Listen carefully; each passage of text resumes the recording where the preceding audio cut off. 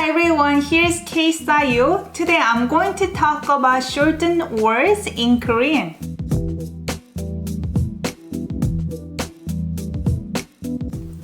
Welcome back. My name is Inyoung. If you're new here, I post videos about Korean language and culture every single week on Wednesdays and Saturdays. If that interests you, make sure to subscribe to my channel and hit the notification bell. So today I'm going to talk about shortened words in Korean. As we live in a digital age, there are more and more words that are created on the internet. But these are the words that I learned when I grew up, and they're shortened into 2 syllables. And Korean people tend to shorten words by grabbing the first syllable of the word in a phrase.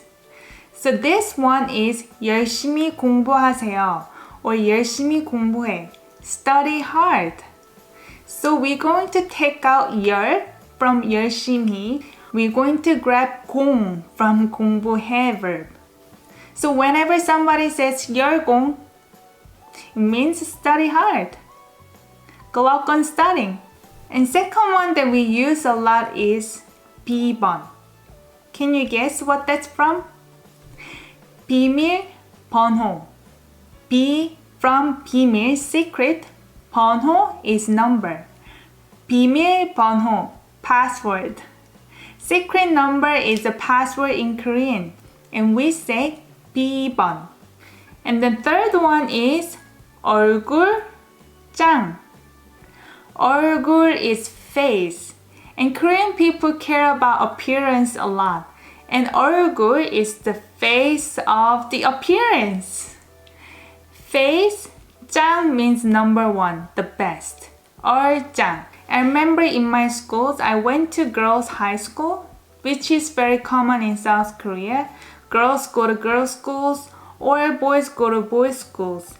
And maybe nowadays things are more changed. But back then it was very common. And there were always people who are deemed as 얼짱. And 얼짱 means the best looking person in school, in the entire school. And I was the 얼짱 of the school.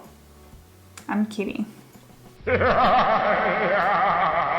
And then the last one is 소맥.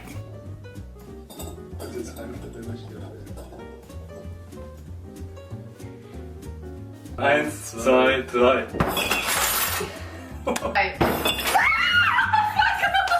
It's a soju, 맥주 combined. Korean people love drinking, and this is very common drink. A mixed drink with soju, which is rice wine, in cold temperature, 맥주, which is beer. 소주, 맥주 becomes 소맥.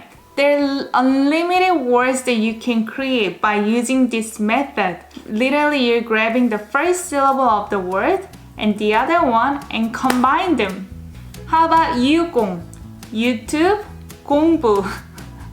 유공. Let's do 유공. YouTube, study.